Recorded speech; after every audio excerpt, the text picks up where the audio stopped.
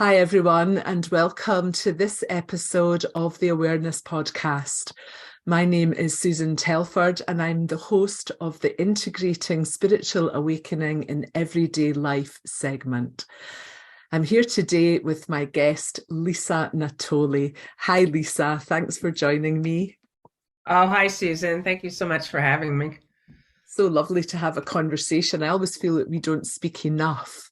Months and months go Sure. by, I think, without us speaking to each other. So, for those of you that don't know Lisa, she is a teacher of A Course in Miracles and Non-duality. Lisa has been on a spiritual path for a long time, and she had a shift in 2018 after being on the path for around 25 years. So that's really what I want to talk to you about first, Lisa. Can you tell us what shifted for you? What happened before and what was the shift? I got sick with flu-like symptoms in 2013, but just never went away. And I spent thousands of dollars trying to heal it. And initially, or eventually, was diagnosed as an incurable autoimmune condition, and I kept trying to heal it. Like kept trying because you don't want to be in pain and physical symptoms. Like it's just like I want to get out of this experience of limitation, being trapped in the body. And pain calls very loudly when one has it. And so tried everything. I even tried doing nothing. So I went the spiritual route of just saying, I'm not a body. It's not real. I need do nothing. I'm whole and perfect.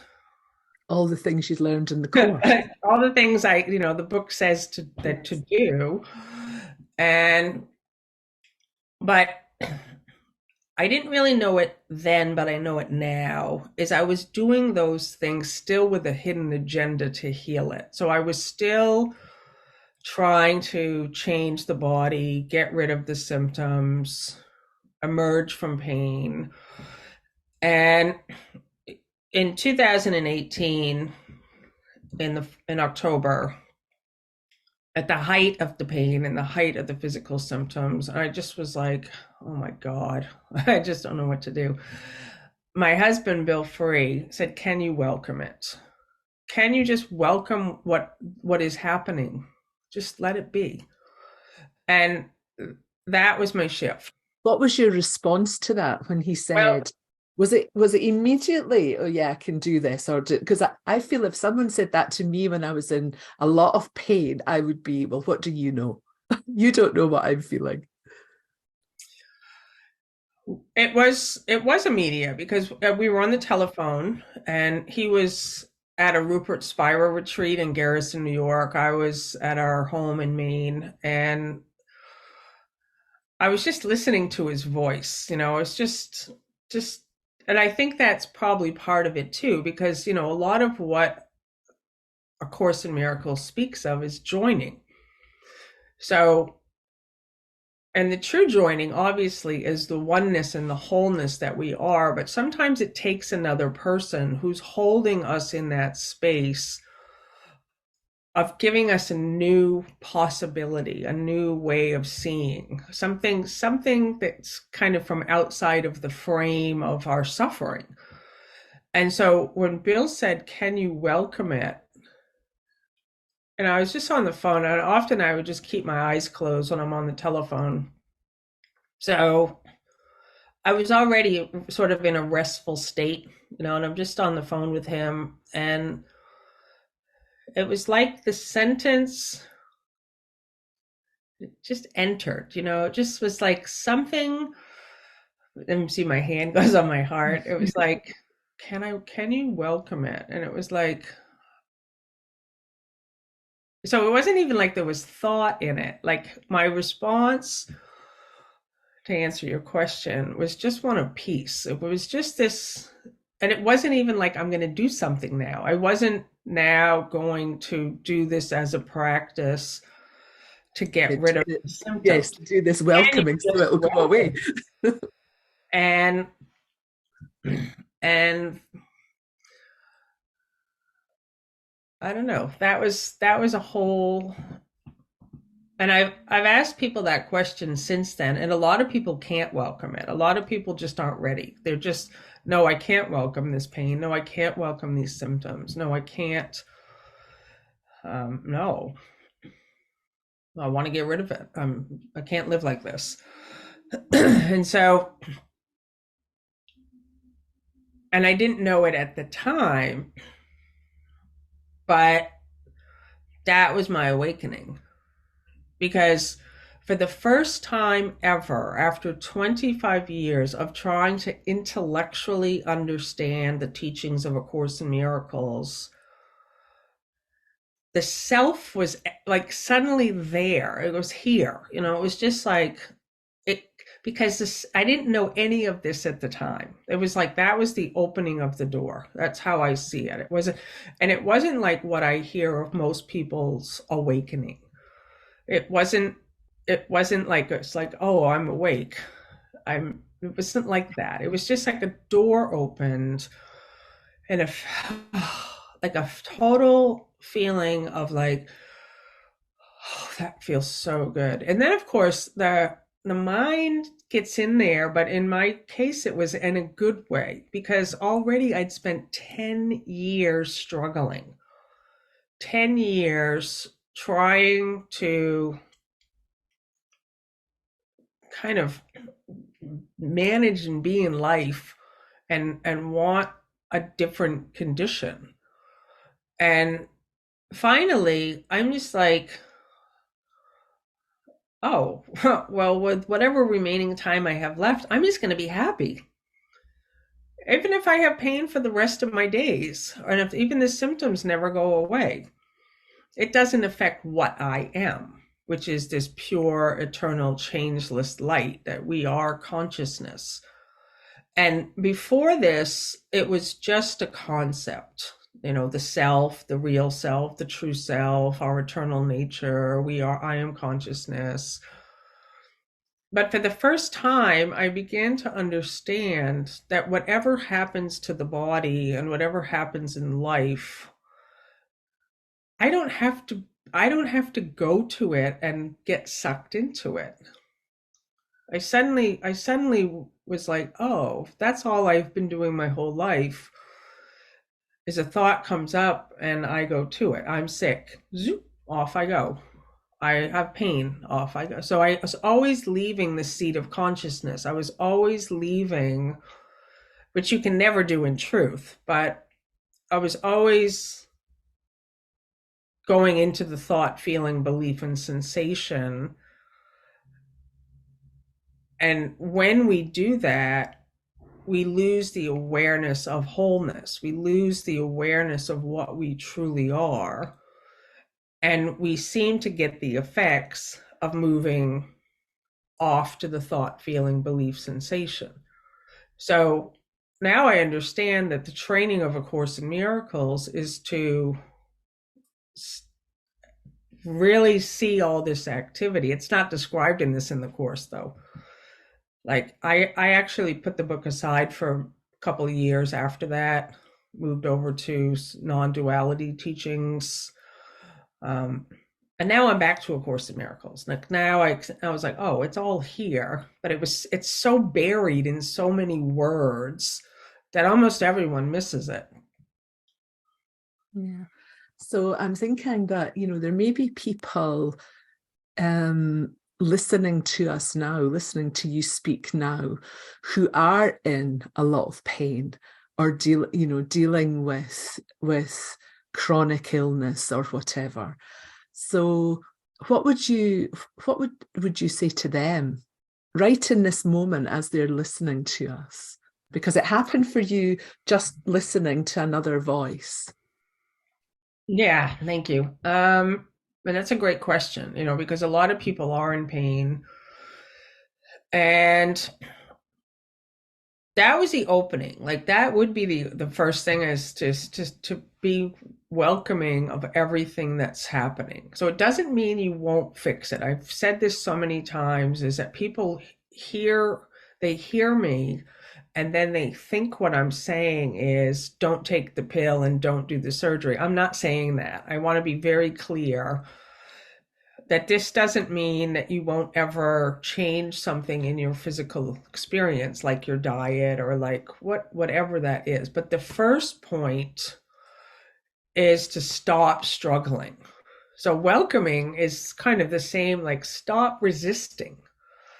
So when we're fighting, and that's what sickness is. It's like fight or flight. We're just battling with ourselves.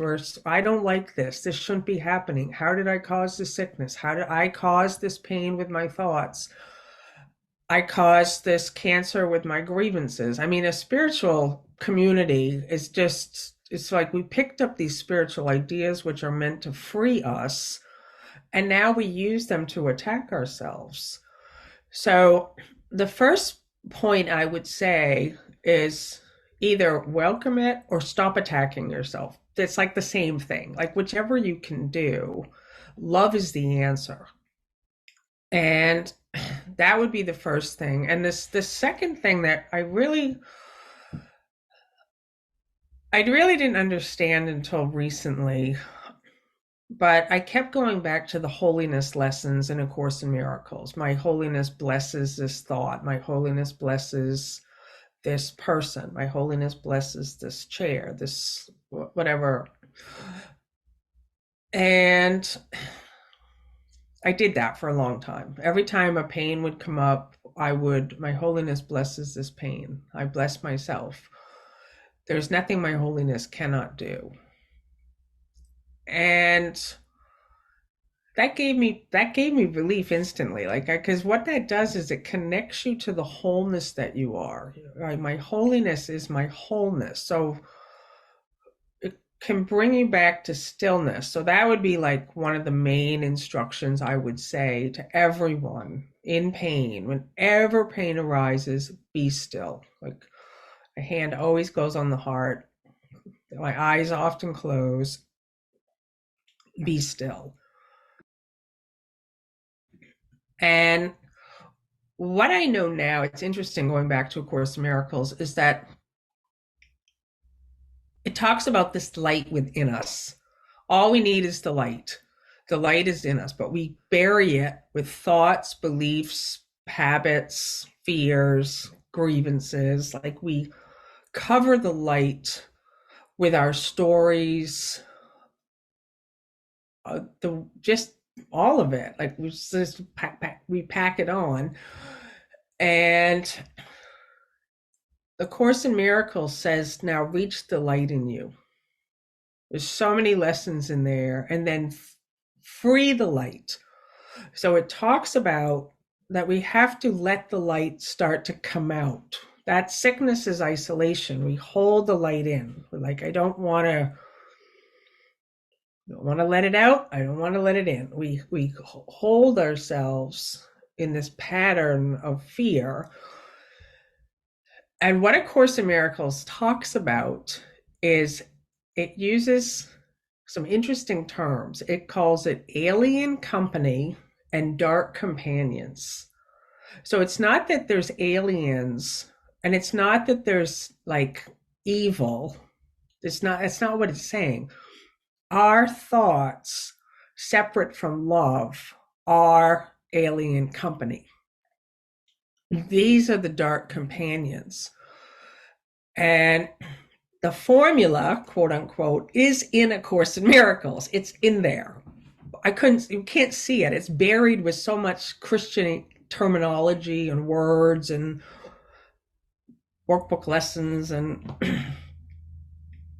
once I started, it was an interesting thing because so much of my journey was trying to wake up that I was never still enough for kind of new information and revelation to happen.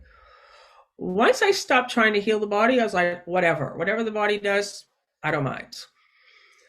All of a sudden, I started receiving my thoughts, it just, and I started to see that the way we deal with these dark companions and alien company is to stay as the light, stay as the wholeness. And the light that we are shines away the thought and the belief. So you don't actually have to correct the thought. It arises in wholeness. I am sick. I'm in pain. And what we do as bodies is we leave our seat of perfection and wholeness and go to I am pain. I am in pain. And you carry the light with you, obviously, to that location, but it's, A Course in Miracles says, it's not available to you, though. It's here, but it's not available to you when you identify as the body, and now you're like, I got to get rid of this pain. Why did I cause this pain? So the thing is, come back. Course in Miracles says, come home. So you leave the pain alone, come home. It's like centered, connected. The peace of God is shining in me now. It's already shining. We don't have to make it shine. It's already shining, but we don't know it because we're so buried under I'm sick, I'm afraid, I'm angry, I'm pissed off, I don't know what I'm doing. The peace of God is shining in me now. My holiness blesses that pain. So we stay right here, and the light actually dissolves the thought patterns, the beliefs, the alien company, the dark companions. And my experience, and A Course in Miracles talks about this, is that there will be a period of dismantling. So we're so used to holding ourselves together in a pattern, in a location of I am a body, that we suppress a lot of emotions and energy. We can't deal with it.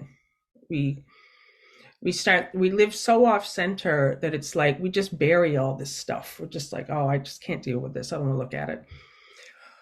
So my experience is that when you stand still in wholeness, resting, it's not even like you have to do anything special. It's just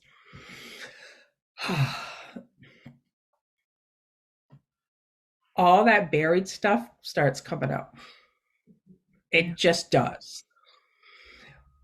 And so what happens is many people, sorry, that's the point usually that's the point usually when people think I must be doing it wrong because exactly. All this stuff's coming up and I feel worse than before. Exactly. And so I'm here just to say, no, you are right on track. And this is why I think it's crucial to actually have a teacher or a community, because I think that people try to do this on their own, and you can for sure. But I think that I had Bill, I had Bill living, right, live in, keeping me kind of here when this stuff. So after 2018, things actually got worse. It's like, okay, I'm just welcoming. I'm not going to try to heal anymore. Forget it. I started, I had been on a gluten-free, no processed, no sugar, no nothing. I mean, I was like, and every single thing I ate for 10 years was like a fear, it's like, so I kept thinking I'm sick because I accidentally ate a little bit of sugar or something. And I thought, this is no way to live. And, I had lost a ton of weight. I mean, I lost 50 pounds eating that way. And then I just started slowly checking in. Okay, I just want that fear. The healing is for the fear to come up so it can be released. So I was like, wow, I'm like really afraid of food. I'm really afraid of being sick and getting symptoms. And so slowly I started adding foods in. And I was like, okay. And I gained weight back. I gained over the last 4 or 5 years. Um, but the fear's gone.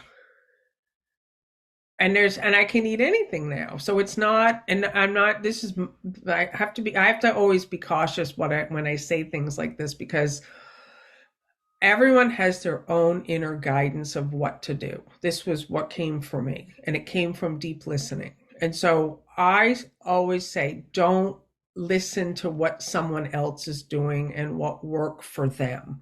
You must find out. So for some people, gluten-free, no processed, no sugar is going to be the best diet for you.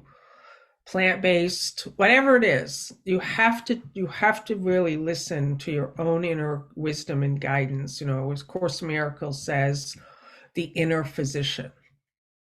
That's the doctor, your own inner voice that's going to tell you where to go, what to do.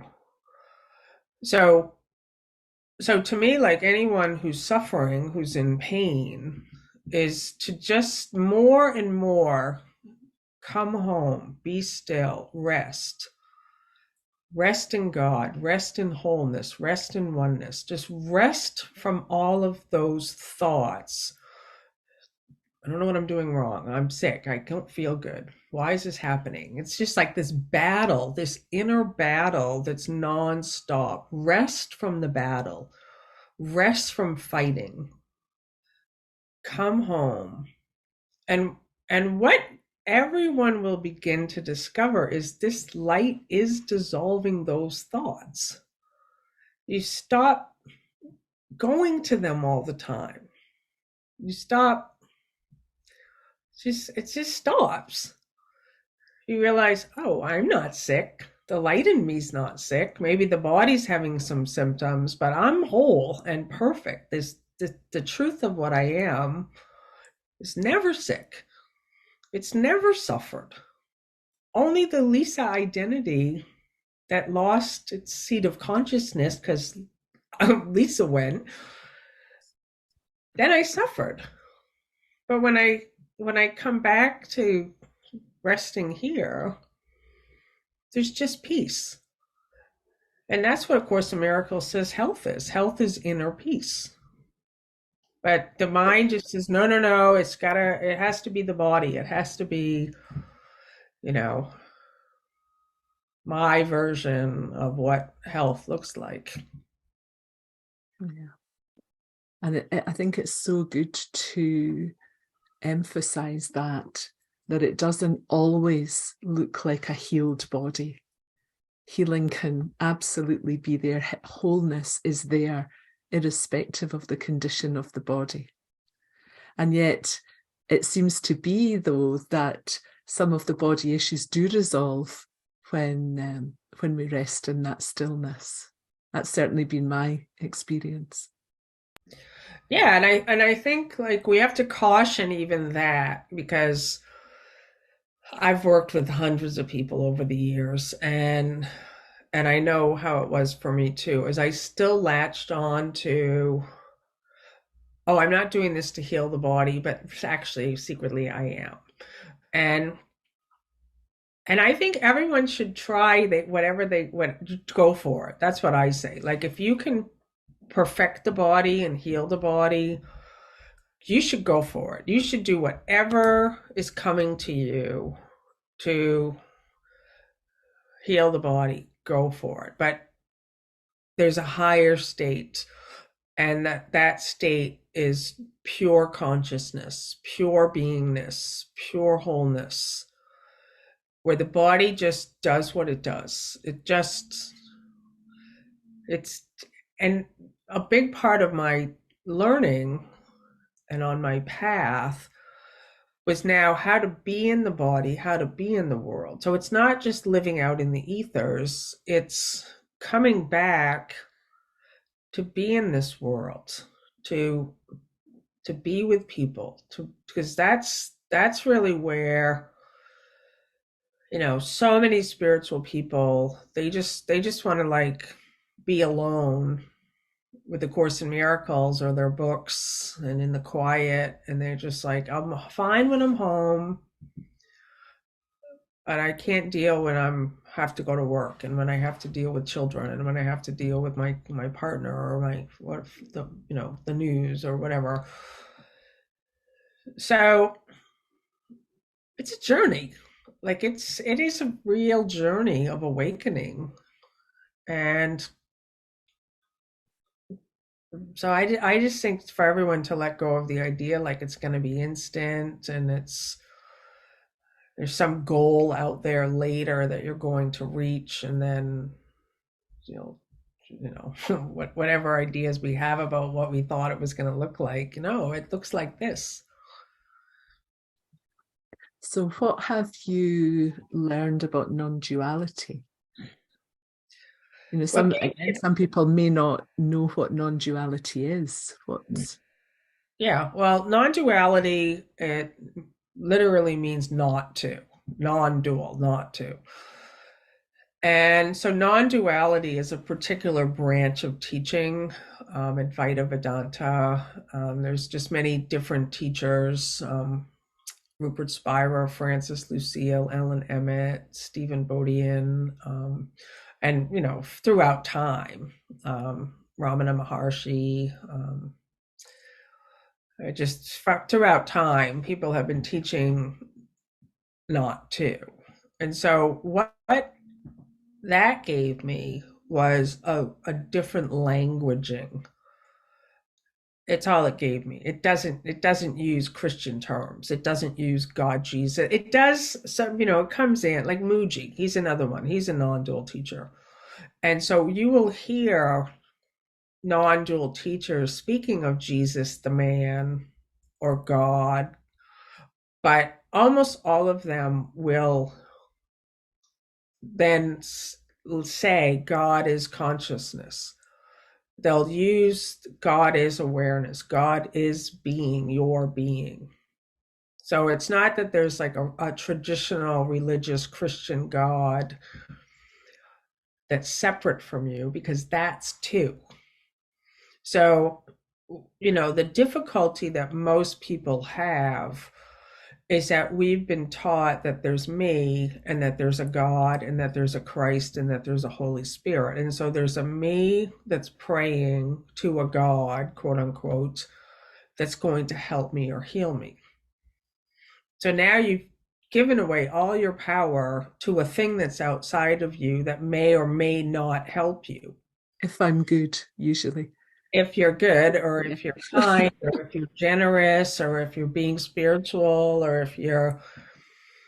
So non-duality bridged the gap for me, where because it used and uses different language, I could see things in a different way. So I kept trying to, like, I could never figure out in A Course in Miracles who's God, who's Jesus, who's Holy Spirit, who's Christ, and who am I. So it was a lot of like things going on here. So am I supposed to be talking to the Holy Spirit? Am I supposed to be talking direct to God? Am I supposed to be talking to Jesus? Well, what about myself? Where does that fit in? So it's just like I don't really understand. And it was very valuable for me to go look at those different teachers. Yeah. So, what do you think the main difference has been in following a non-dual path? Yeah, the main difference is I'm not efforting, and I'm not trying, and I'm not struggling anymore. There's no trying to get somewhere. There's no trying to wake up. There's no and I will say it's not that there's none of that, because there actually is still. It's little, but now I call it residual. It's like now I can see it differently, where something arising in the wholeness of I am, like a worry or a fear or something. And the way I see it now is like, it's just, that's what I'm here for. I'm here for the salvation of the world. I'm here to heal anything that arises, and I heal it with love and understanding. So it's it's no longer getting sucked into the thing anymore. It's no longer feeling like, oh, I have a problem and now I have become the problem. It's just standing still and things arise. I'm aware of it much more, like it's instant. And now I don't just let it, I don't know how to say it, like either it passes out of my experience, or if I notice I'm moving to it, I easily resolve it. And so that's the difference, is it's just peace. It's just a joy that's consistent now. And so now, like before, everything was sort of in a category. This is a problem, and this is how I want things to be. Now, everything just is. Like everything is exactly as it is. And I'm here for it, like here for the adventure. You know, the other day, someone was talking about in a spiritual community, we're like, well, I keep going up and down. Like and people just want to be consistent. And I said, well, what's that flat line? It's death. Dead. Like, you want a flat line. I want to just be happy. I just want a flat line. And they don't say it like that. But the, the, the thing with life, it's up and down. Seasons are up and down. Life is up and down. It's just the way it is.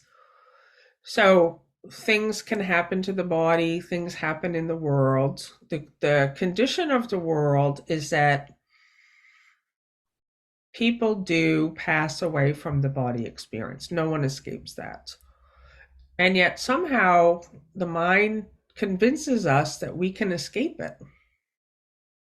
That we can live to be, I don't know how long people think they want to live to, in perfect youthful health for all the rest of their days and everyone around them. It doesn't work like that. So instead, there's a gentleness that comes in where it's more like, oh, I don't know when my time's up, but I'm not gonna worry about it. I'm gonna be happy. I'm going to stay as what I am. And that's the difference. Yeah. I remember a quote from Krishnamurti. He was asked why he was so happy, and he said, because I don't mind what happens. Yeah. That's it. He was one of my first teachers, actually. When I was living in New York, I was in my 20s, and I didn't understand him at the time either, though. But we have these people who come across our experience, and it's like, oh yeah, that sounds like a good way to live. Yeah. It's funny, sometimes you go back and read books that you read, 30 years ago or whatever. And now, when I read them, I think, oh, I didn't, the first time around, I had no idea what that actually meant. See something completely different. Yeah. So what's the role of the body in the non-dual understanding? How's that different, or is it different in the awakening? The non-dual is always awareness being aware. So it's coming from a different place where it's it just gives it's a different, I mean, it's just like anything else. You actually can find non-dual teachers that are very confusing. So it's just like anything, like whatever teacher in whatever realm or category, Course in Miracle teachers, or um, but the ones that I have followed are being aware of what's arising in your experience. So, and the biggest difference for me with the non-duality that was different from A Course in Miracles is A Course in Miracles, I was always trying to escape the body. I misunderstood what I'm not a body was saying. And so I kept thinking, well, yeah, but I must be doing something wrong because I'm still here. Like I'm So still. what is the misunderstanding? When you misunderstand what it means, and what's the real understanding? Yeah, so it's Course in Miracles says, I'm not a body, I am free. And it's because we're so identified as the body, as the gender, as the age, as the person, that we think I am this body. I am, yeah, I am a body, I have a body, it's doing this, and so when we start to really recognize that the life, that which is aware of my voice right now, like for anyone listening, is the body hearing my voice, or is something else hearing the voice? Like if you were to shut your eyes and you were just to be aware, and if you were to take away all memory and you're just here, you take away all memory. So we don't know what year it is now. And if we take away all memory, you don't know if you're male or female. The moment you think I'm a girl, that's memory, that's thought. But if you just stay right here, you're aware of maybe sound, temperature.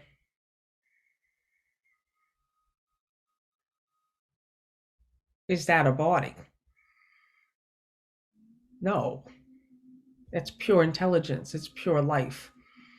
And that's what we are. We are this life and this aliveness.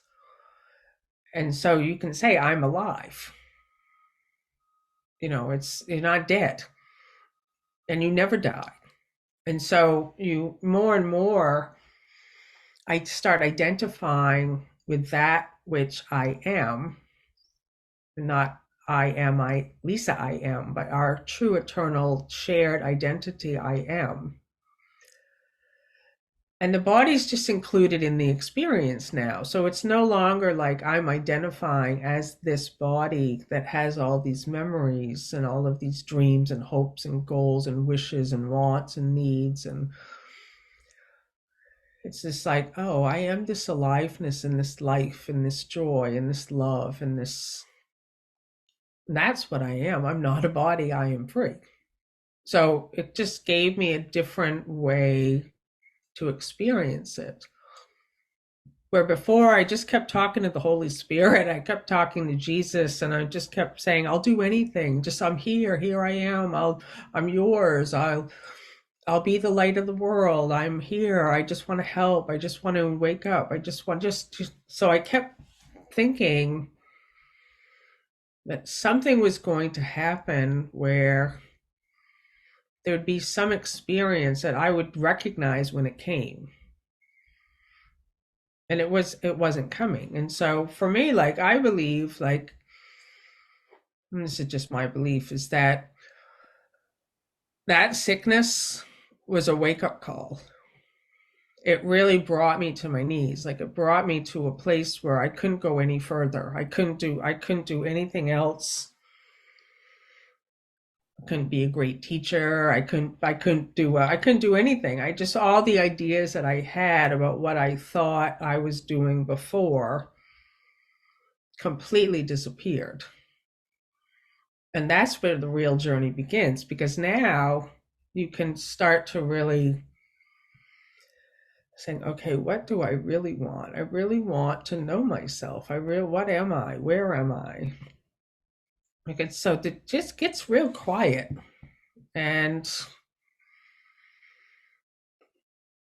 but yeah, to me that was the difference. But they're both great paths, like A Course in Miracles is when now that I've come back to it, it's all there.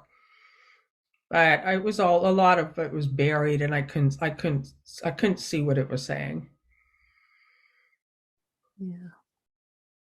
It's strange, isn't it, how we spend so long trying to chase something that we think is somewhere other than here, and at some other time than now. Where else could it be but here and now? If it's not here and now, then it doesn't exist. Yeah, and the thing I think also, I talk a lot about with Bill, is we haven't seen anything yet. So even in the space where we are now in the world, there's more. This is the great awakening. So it's not ever like we do arrive in the sense of like what you are. That's the goal. The goal is to know thyself. So that gets established. But even as I look at teachers, who I think are totally the top, the most advanced, I can tell they're receiving information because consciousness is like this. It's so generous, it's so giving that even these teachers are changing what they're saying as this expansion is happening. So we see like the scientists right now, I saw the other day that these three guys won the Nobel Prize in physics for some great new discovery about quantum entanglement, and that when one and they're discovered that matter doesn't exist, which if you're on a spiritual path, you've already kind of getting like, oh, it's matter isn't solid, but the science kind of gets behind the spiritual. It has to prove things first. It has to put it in the lab, but they've already proven quantum entanglement, that when some particle over here, it doesn't have to be anywhere close to the other particle, that they're one. And that what happens over here affects what's over here. And so that's what's happening. Like there was a time when we didn't fly in planes, and we didn't have electricity, and we didn't have cars, and we didn't have the internet, we didn't have telephones, and we didn't have these things that the way things work. It was always available to fly a plane, but there were individuals in time that had to figure it out. So that's what's happening. And so it's changing across the board in medicine, in science, and so what we see in the world as a result of this expansion is a lot of violence now. It's what I was saying. What happens individually happens globally.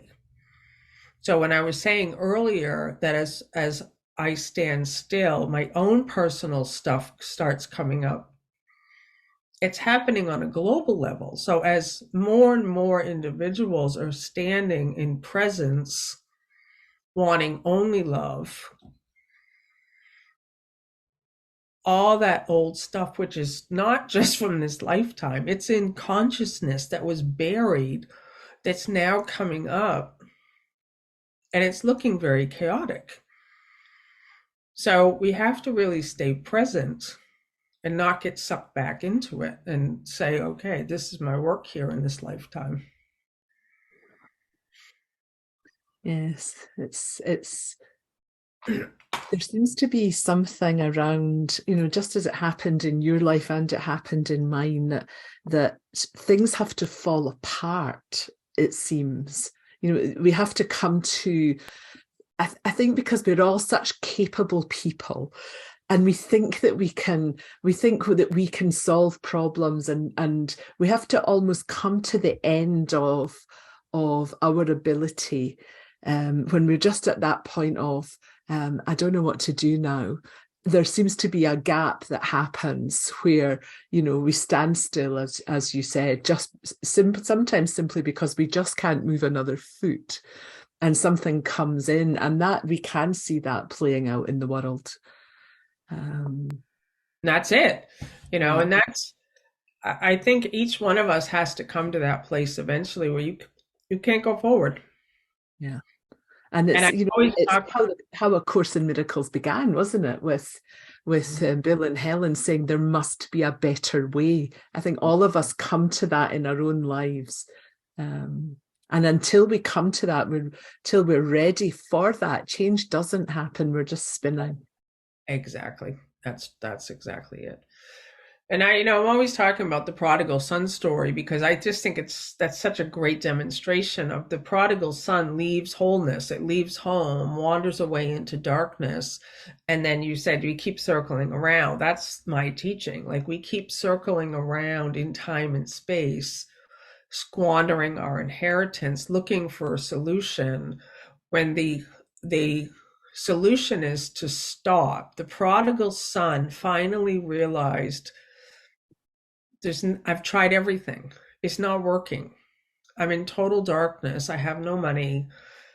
And the people who work for my father on the land have it better than I do. Yeah.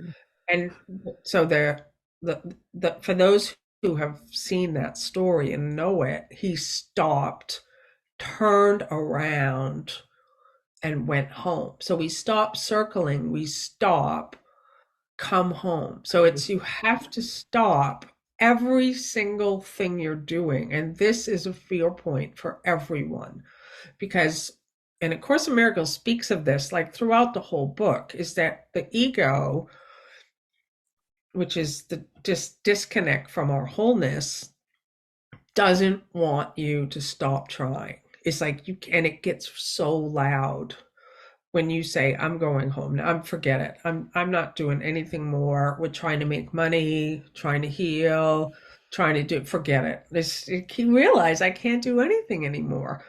And then the come home just means be still in the place you are. You don't have to get there. You're already there. So it's not like, oh, well, how do I get there? Now I don't know how to get back. Right here. Boom. And so it's this simple. Come home. Come home to the peace you are. Come home to the love you are. Come home to the light that you are. Forget this world. This is what A Course in Miracles. It's all in there, but we don't see it. Like forget this world, forget this course, and come with wholly empty. You see, my hands even went up before I got to the quote. Like come with wholly open, empty hands. Yeah. Come home. And that will bring up so much fear that most people won't do it. Most people, they won't do it. They're just like, no, I can't let go of my controlling. I can't. I'll die. How will I live? How will I pay bills? How will I can't just let go. The cancer will just totally like destroy me. I can't just let go. I can't just. So everyone has to do it at their own pace. You have to come to the place in your own experience where it's like, hey, this isn't working, and I'm not spending one more day struggling. Forget it. Because that was the turning point for me. I'd already spent almost 10 years trying to heal and making myself guilty for being sick. I thought, I don't want to live another day like this, let alone another year or 10 years. And a lot of people do that. A lot of people spend decades battling themselves so that maybe one day they'll heal. Forget all of that. Like just let's be happy. Let's just enjoy. Let's like whatever remaining time you have left, whatever that is, why not be authentic and creative and joyful and do what you love and connect with people and what would you love to do? And that's the turning point where it's like, you know what, I'm done with suffering. So, I love that quote, suffering is optional. It is. It's like, yeah, okay, you have pain or you have things going on with the body, no problem. Yeah. And there's a real difference, isn't there, between pain and suffering? Yeah. And And sometimes like people it don't said, hear that. They hear you say suffering's optional and they think, yeah, but what about my pain? Um, there's a difference. yeah, and it says pain is a poor perception. It's like it's just whenever there's pain, it means to me it's a signal. Like to me, that's what pain is. Pain is a tremendous gift because it's calling for you to look at something. It's not calling for you to fix it. It's calling for you to say something is off. Yeah. Something needs my attention, and the only attention it needs is love. That's It calls it. us back, I think. It does. Like the prodigal son, we've gone off wandering. Yeah. There's a quote that says something a lot along the lines of somebody, I can't remember who it was, somebody lived a short distance from his body. It's like often pain is like, come home, come back, come here. Yeah. That's it. Yeah. And we think pain is bad. I mean, we think it's I don't want to live like this, and it's like good. Then it served its purpose. Yes, exactly. Like, okay, I don't want to live in pain. I don't want to live in good. Don't. Yeah. Yeah. So you said earlier that, often it's useful to have a teacher and it's useful to have a community. And obviously, in my other hat is as the community manager of the Teachers of God community Evolve. And I'm really happy, Lisa, that you're going to be with us in January to kick off our Evolve 2023 Masterclass series. So tell us a bit about that. It's called the Wholeness Experiment, exactly what we've been talking about today. Yeah. 30 days to live and be the true self.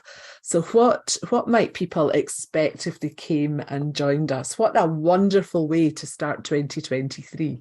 Yeah, I agree. Here's my notes.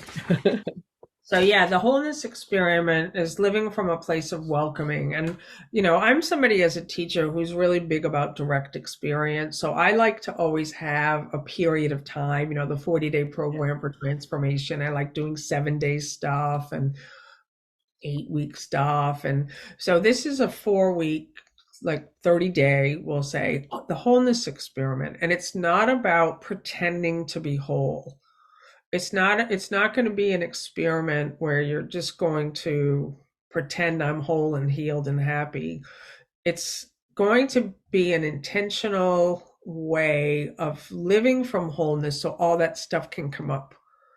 So it's not like, oh, I'm just going to be the light of the world for 30 days. No, that's not what we're doing. This is not make pretend. This is I have 4 weeks. I'm not going to go through them all, but let's see. What are you being? What are you expressing? What limiting beliefs do you function from in life? And what are you creating? So those are the 4 different weeks where it is so simple to see where you are. Are you in the dark companions and the alien company over with the thought operating over here and expressing from over here, separate from what you are? So I'm sick, I'm frail, I'm weak, I'm powerless, I don't like this. And what are you being? Oh, I'm over here being sick and weak and powerless and frail. And then what happens is the ego moves to the other direction where now you're trying to be the light of the world. You're trying to be helpful and generous and kind and good. And so it goes in 2 directions. It either goes the the weak direction, or it picks up so-called positive attributes. Anybody who's ever tried to be the light of the world or helpful or good or kind knows it's exhausting. And eventually you get all pissed off because nobody's recognizing your good works, right? So that's not it. So what we're going to do is we're going to explore all of this where you don't have to pretend to be kind and good and happy and generous. You're simply going to start from wholeness, recognizing, oh, there's a light in me that I've buried under a lot of beliefs and thoughts and memory and the mountain. So that's what Jesus means when he says, say to the mountain, remove. We're going to move the mountain that you buried yourself under and hid yourself in. We isolate in this big thing, energy field. And now you start to use the light. You start to be the light. You start expressing from wholeness. And then we look at the limited beliefs. Where are you functioning from? Every week is going to be, where are you? Are you in wholeness, in peace, in joy, or are you functioning? Most people function from the disconnect. We function from lack and limitation. I have no money. I have no energy. I can't. I don't want to. And then we try to function from over here, and you feel it. You totally disconnected from what you are, even though what you are goes with you wherever you go. So 30 days to really experiment. And then the final week is about creation. So I really wanted to include that in of what is creation? How do we create? How does that work? And I'm just thrilled, to be invited. I'm thrilled to spend the month of January 2023 with the Evolve community and any new members who are coming in. I do think it's an amazing way to start off the year because it's not just like making a resolution. It's not like doing one thing on January 1st and then hope it happens. This really is, and we'll be together. I mean, the classes are live on Mondays, and I take all questions. You'll have practices for during the week, and I just think it's going to be a blast. And then we gather as a community as well on a Saturday to discuss how we have been getting on with the practices and just to support each other as things start to happen and emerge for us. Yeah. So I'm so happy to be having you back to Evolve and to start. It's a bit of a tradition, this, isn't it? That we always, I know it is January with Lisa. kick off the year. Yeah, and I love that. That kind of container of so many days that we focus on a particular thing and see what shifts in our experience. I mean, something miraculous happens on those calls. I do Zoom calls occasionally, like in the 40-day program. And when we have those Zoom calls live, I get so many emails afterwards from people who listen to what other people are sharing and what I'm saying to them, and then to have a chance to ask your question. So it's amazing to be able to come together like that. Like, I just want to share this one email I got yesterday from someone who was in a call with me recently. And she said something like, I was on the Zoom call yesterday and it said something like, I was surprised by the responses that Lisa was giving. And then I realized she doesn't see or hear from the place I see or hear from. She sees only the light. And then she said, and that made me realize I'm the light and that I can see from where she's seeing from. And so that's the value of classes like this, when we can come together and and share our experience and hear what someone else says, and not come from the place. I don't come from a place of brokenness. So when someone shares something on a Zoom call, I hear them. I'm open to what they're saying. I'm totally just present. But this person totally nailed it. I only see the light. I only see your wholeness. I don't see your brokenness. I hear you speak of your brokenness, and I know about it because I've been there, but I'm holding you in the space where I see and hear you from so that you can see and hear from this place where now you can now carry it out to other people when they are expressing their brokenness. You see only the light in them. And so that's one of the things we're going to do during the month is train ourselves. And you get to use the time during the Monday classes to go practice out in your life. And then we'll come back together, share it, go back out, come back in. So, I'm grateful that there's people that want to wake up and live in this way and not suffer anymore. So good. Yeah, such a blessing, isn't it? It is. Yeah. Thank you so much, Lisa, for being my guest today. And I'm really, really looking forward to spending January with you and the Evolve community. Thank you so much, Susan. I love you. Thank you. I thank you, everybody, for listening, and I'll speak to you again soon.